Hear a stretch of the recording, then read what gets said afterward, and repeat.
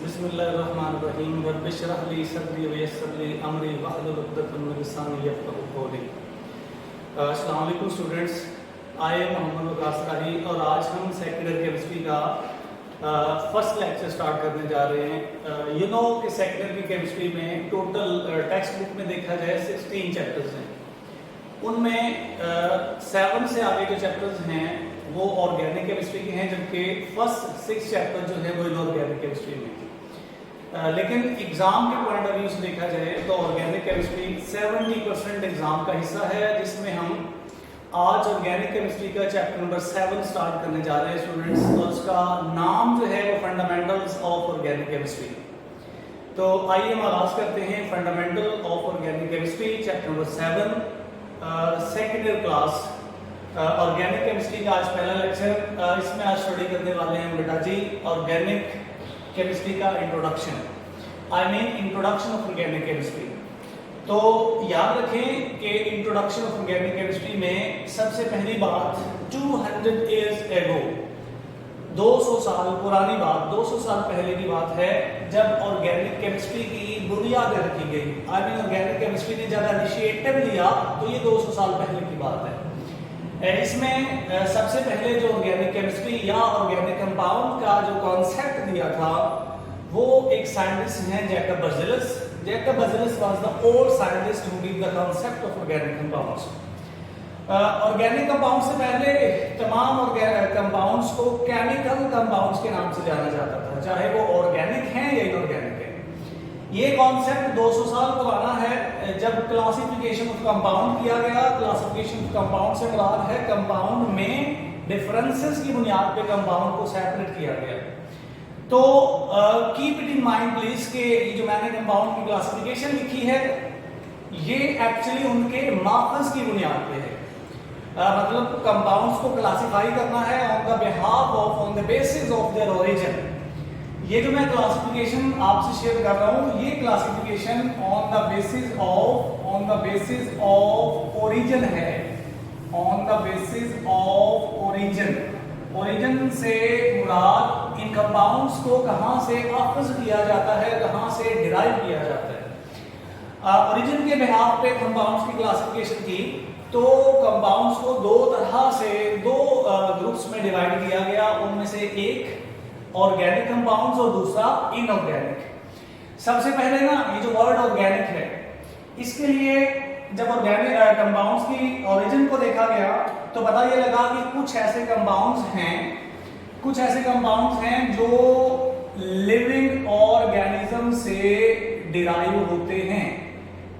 कुछ ऐसे कंपाउंड हैं जो लिविंग ऑर्गेनिज्म से डिराइव होते हैं और बाकी एक सीरीज ऑफ कंपाउंड हैं जो सिर्फ और सिर्फ मिनरल से अर्थ क्रस्ट के नीचे एग्जिस्ट करते हैं और मिनरल्स के तौर पे एग्जिस्ट करते हैं। अब चूंकि दोनों का माखज़ डिफरेंट है, दोनों का ओरिजिन सेपरेट है, तो ऐसे कंपाउंड जो लिविंग ऑर्गेनिज्म से बनते हैं उनको वर्ड बनाया ऑर्गेनिज्म से ऑर्गेनिक वर्ड डिराइव किया। ऑर्गेनिज्म से वर्ड ऑर्गेनिक बना दिया और ऐसे कंपाउंड जो लिविंग ऑर्गेनिज्म से डिराइव होते हैं उन कंपाउंड्स को ऑर्गेनिक कहा गया, और जो कंपाउंड लिविंग ऑर्गेनिज्म से डिराइव नहीं होते ऐसे कंपाउंड को इनऑर्गेनिक कहा गया। मैं कुछ एग्जांपल्स इस बात को वेरीफाई करूंगा। जैसे ऑर्गेनिक की मैं अगर बात करूं तो ऑर्गेनिक में जैसे अल्कोहल है, अल्कोहल चूंकि एक ऑर्गेनिक कंपाउंड है और इसको डिराइव किया जाता था वाइन से इसको डिराइव किया जाता है।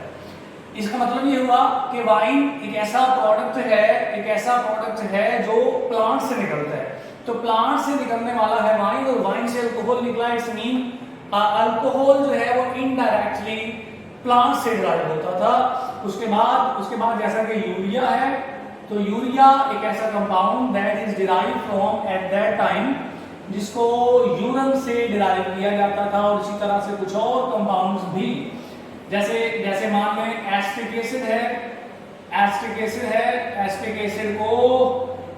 एसिड को विनेगर से, या आप इसको विनेगर कह लें, विनेगर से इसको डिराइव किया, किया जाता रहा। लेकिन ये कॉन्सेप्ट था जैकब बर्जेलस था। जैकब बर्जेलस के मुताबिक ऐसे कंपाउंड जो लिविंग ऑर्गेनिज्म से डिराइव होते हैं उन कंपाउंड्स को ऑर्गेनिक कहा गया, और बाकी जो मिनरल से डिराइव होते हैं उनको inorganic. What was the old definition of organic compound? Old definition के मुताबिक वी कैन से दैट के those compounds which derive from जो के अफ्ज होते हैं, जो के हासिल होते हैं कहां से? only living organisms जो सिर्फ और सिर्फ लिविंग ऑर्गेनिज्म से डिराइव होते हैं ना, ऐसे कंपाउंड जो हैं उनको ऑर्गेनिक कंपाउंड्स कहा जाता है। एग्जाम्पल के तौर पे मैंने आपको कहा ना, एग्जाम्पल अल्कोहल है, इसी तरह से एसिटिक एसिड है, इसी तरह से टारिक एसिड है जो कि जिसको ग्रेप्स से डिराइव किया जाता है। अब ना जैकब बर्जेलस ने ऑर्गेनिक कंपाउंड्स और इनऑर्गेनिक कंपाउंड्स की बुनियाद रखने के साथ साथ एक और बहुत बड़ी थ्योरी पेश कर दी, that was called vital force theory. Keep it in mind please कि वाइटल फोर्स थ्योरी को 1815 में 1815 में जैकब बर्जेलस ने प्रेजेंट किया। इस थ्योरी को जैकब बर्जेलस ने प्रेजेंट किया in 1815, presented by Berzelius. Jacob Berzelius was a scientist who presented the vital force theory. अब ये वाइटल फोर्स थ्योरी का कॉन्सेप्ट क्या है? वाइटल फोर्स थ्योरी, ये जो वर्ड वाइटल है ना, वाइटल, इस वाइटल से मुराद है मस्टीरियस का मुराद है छुपी हुई, ऐसी एक कुव्वत जो छुपी हुई कुव्वत है जो कुदरती तौर पर एग्जिस्ट करती है। तो अब 1815 के अंदर वाइटल फोर्स थ्योरी का कॉन्सेप्ट आया, दैट वाज कि ऑर्गेनिक कंपाउंड को लेबोरेटरी में प्रिपेयर नहीं किया जा सकता। That was vital force theory कि organic compound can not be prepared in laboratory. Organic compound can not be prepared in laboratory, can not prepare in laboratory. इनको laboratory में prepare नहीं कर सकते, प्रिपेयर इन लेबोरेटरी। और उसकी वजह क्या है? उसकी वजह है वाइटल फोर्स। क्यों? क्योंकि इनको बनाने के लिए, इनको मैन्युफैक्चर करने के लिए वाइटल फोर्स इज रिक्वायर्ड। एक वाइटल फोर्स रिक्वायर्ड है, और वो वाइटल फोर्स कहां पाई जाती है? ओनली लिविंग ऑर्गेनिजम्स में पाई जाती है, जिस वजह से ना तो लिविंग ऑर्गेनिजम्स को लेबोरेटरी में हक हासिल है और ना ही ऑर्गेनिक कंपाउंड्स को जो है वो लेबोरेटरी में प्रिपेयर किया जा सकता है। ये थ्योरी काफी अर्सा तक जो है इस थ्योरी को माना जाता रहा। इसके बाद इस थ्योरी को 1828 की बात है जब इस वाइटल फोर्स थ्योरी को रिजेक्ट किया गया। Keep it in mind students के ये जो वाइटल फोर्स थ्योरी है इसको रिजेक्ट किया गया 1828 में, 1828 में। साइंटिस्ट जो है दैट वाज फ्रेडरिक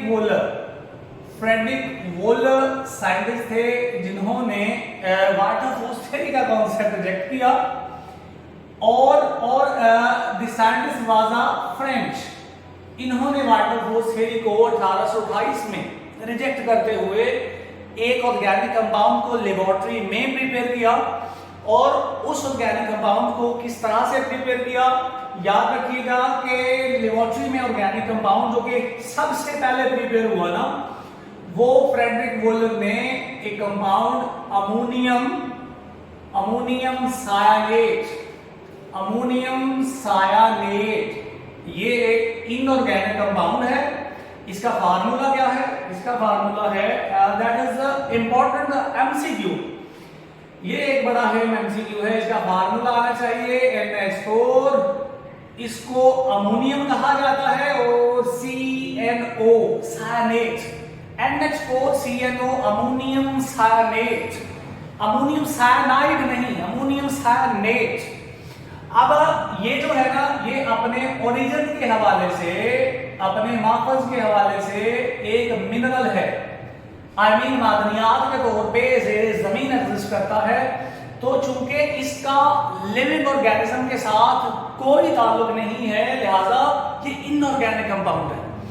अब ना इस इनऑर्गेनिक कंपाउंड को लेबोरेटरी में जो फ्रेडरिक वोलर है, फ्रेडरिक वोलर ने लेबोरेटरी में अमोनियम सायनेट को हीट किया। अब इसको हीट करने के बाद क्या हुआ, इसको हीट किया तो पहला ऑर्गेनिक कंपाउंड लेबोरेटरी में प्रिपेयर हुआ, दैट वाज यूरिया। इसको ये जो केमिकल इक्वेशन है, इस पे ना आपको बिल्कुल अबूर हासिल होना चाहिए, NH4CNO। इसको हीट करके, इसको हीट किया तो इससे जो कंपाउंड बना that was NH2, carbon double bond oxygen NH2, this one is called urea. बेटा जी इसको आप कंडेंस करके लिख लें, NH2 taken twice CO, this one is the formula of urea, this one is the formula of urea. Urea was organic compound. ये पहला organic compound है जिसको लेबोरेटरी में एक इनऑर्गेनिक मटेरियल से सिंथेसाइज किया गया। इसके बाद जब वाइटल फोर्स थ्योरी रिजेक्ट हो गई तो फिर 1845 में एक कोल्ब नाम के साइंटिस्ट थे, उन्होंने एसिटिक एसिड को प्रिपेयर किया, एसिटिक एसिड को प्रिपेयर किया कहां से, अपने एलिमेंट से।